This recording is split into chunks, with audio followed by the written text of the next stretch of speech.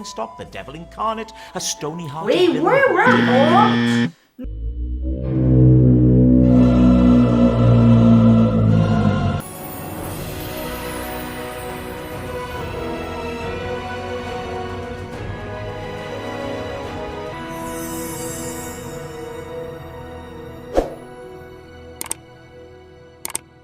Hi everyone and welcome back to John Florio channel. I am Mary and I'm here to talk about the great John Florio.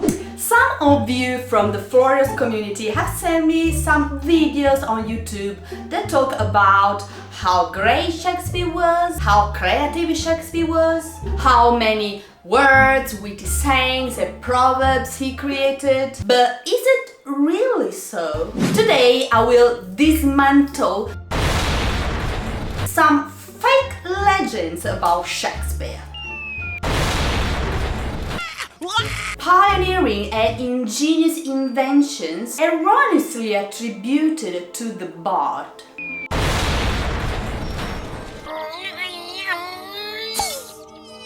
But in reality were written by John Florio.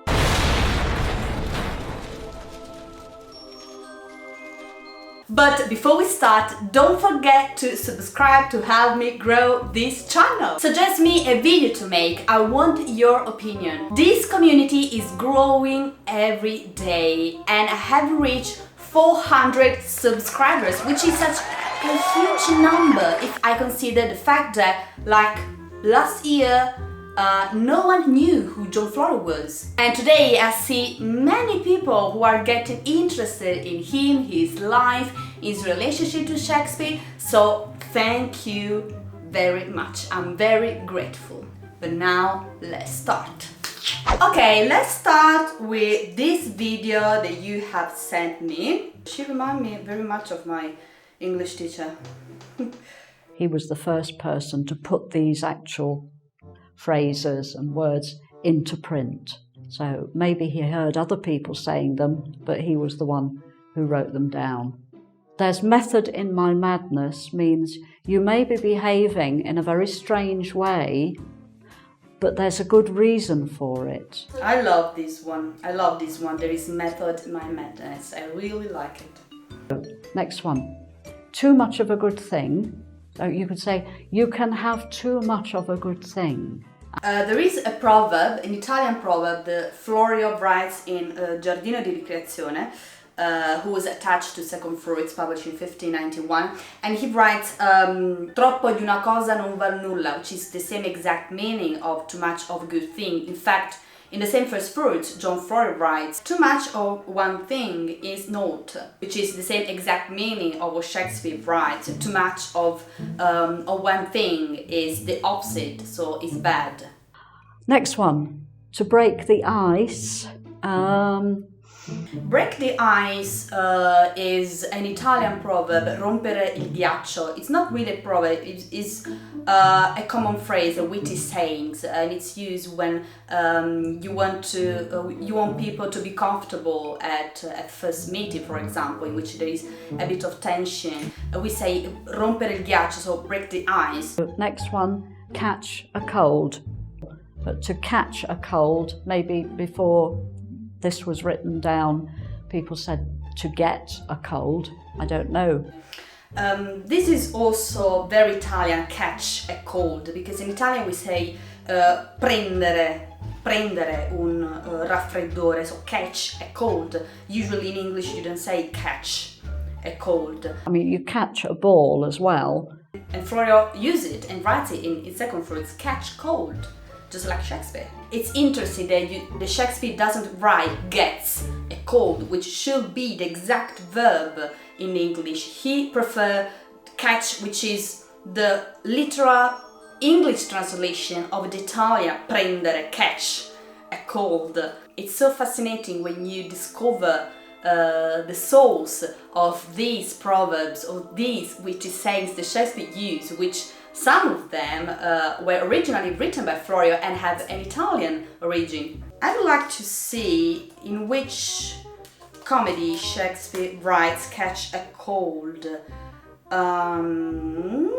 to see the year because Florio writes in 1591. Let's see Shakespeare. Troilus and Cressida, King Lear, Cymbeline. So very much later than 1591. Shakespeare was the first person to write it down. Yeah. So Florio first, Shakespeare second. A heart of gold. If someone has a heart of gold, it means they're a very kind person. I love this association between feelings and the way both Shakespeare and Florio describe the heart. There is a beautiful word that he used in the essays, the Montaigne essays, and the Shakespeare uses too later, and it's marble-hearted. It's a beautiful compound. It is fascinating how they use heart as a metaphor for someone's feelings. Both Florio's and Shakespeare language is very passionate, very colorful. Borges says something like Shakespeare is the least English of all English writers because of his unusual style, which is very different from English writers. Let's look at this other video. This one is Shakespeare phrases and words. Words you commonly use that were invented by William Shakespeare. Whoa. Cruel to be kind, Hamlet. Cruel to be kind is beautiful.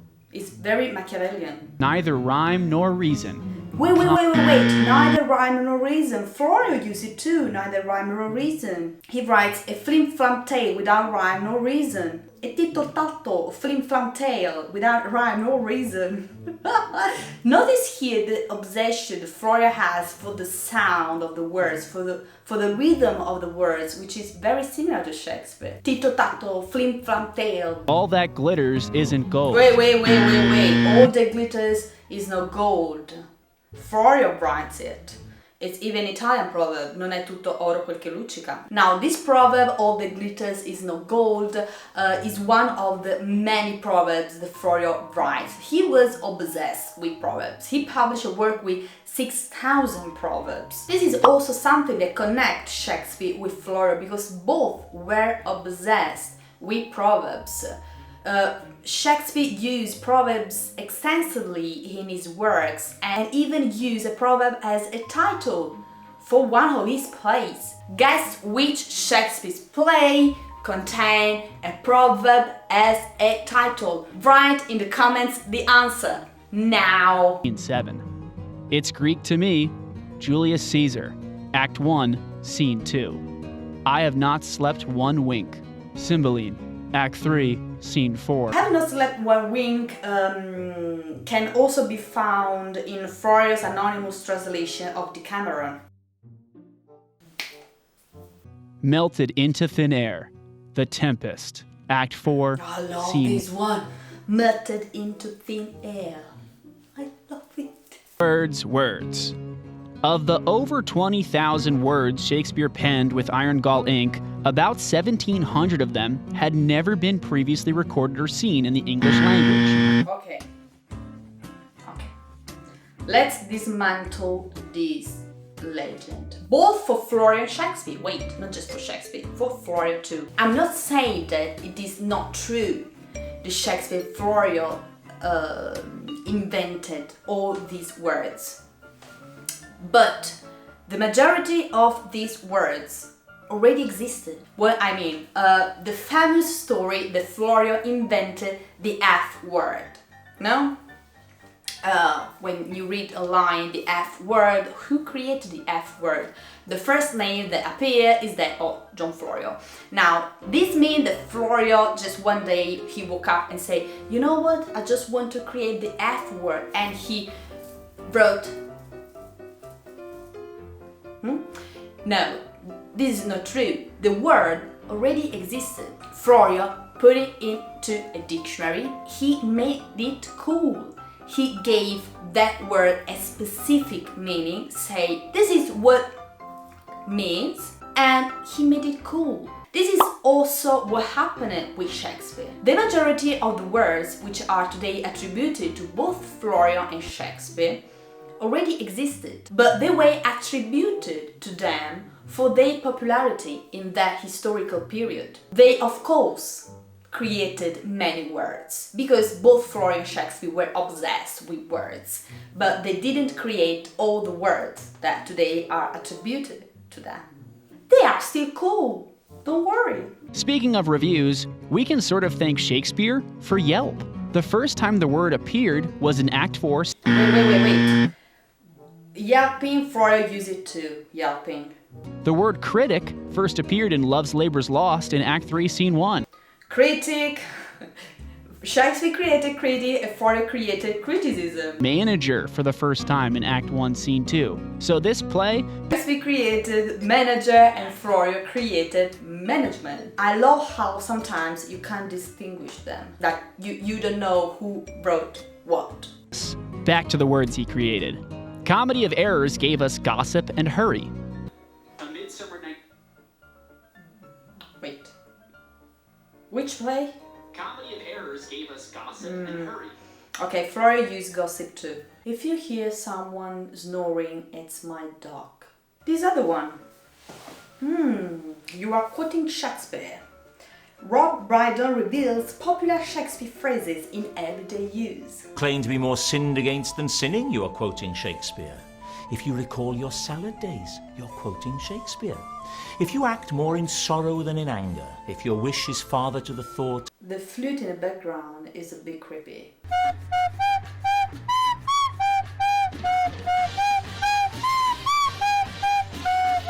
of strength, hoodwinked or in a pickle, Wait, hoodwink. Florio used it too.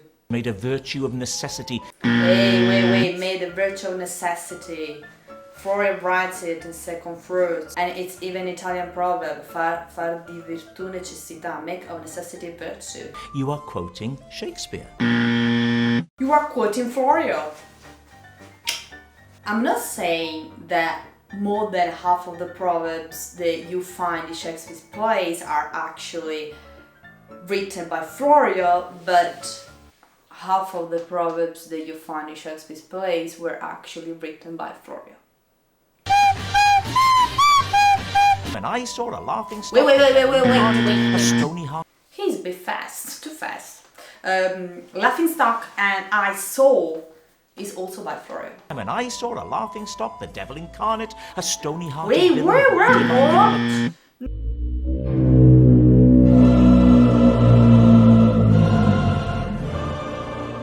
It's sad that this word is connected to Shakespeare because it has so much history behind it. There is so much history behind this word, and I want to explain it now. Basically, Florio was born in London, but he was half Italian, and he received lots of xenophobia during his career because of that. And he received death threats because of that, because he felt that he was more than just a teacher. So he collaborated, he was a ghostwriter, he tried to, work with his colleagues as much as possible because he wanted to express this talent, this passion for literature and writing and theater.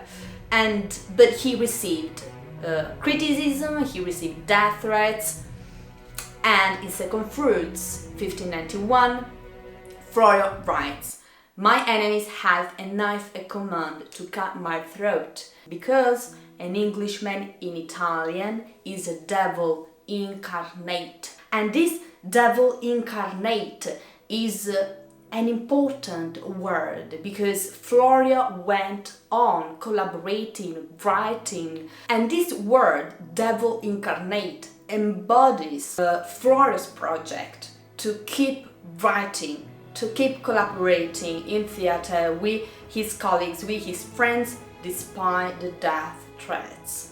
So as you can see, there are many words, proverbs, witty sayings that today we associate to Shakespeare, but some of them were originally written by Florio. As you can see, with John Florio, you can better understand the meaning of a word, a witty saying, a proverb, and its original context. So next time when you read a Shakespeare play and you find a fancy word, a lovely proverb, try to Google that word with John Florio.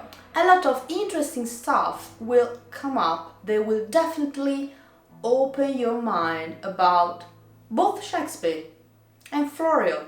Stay resolute. Bye.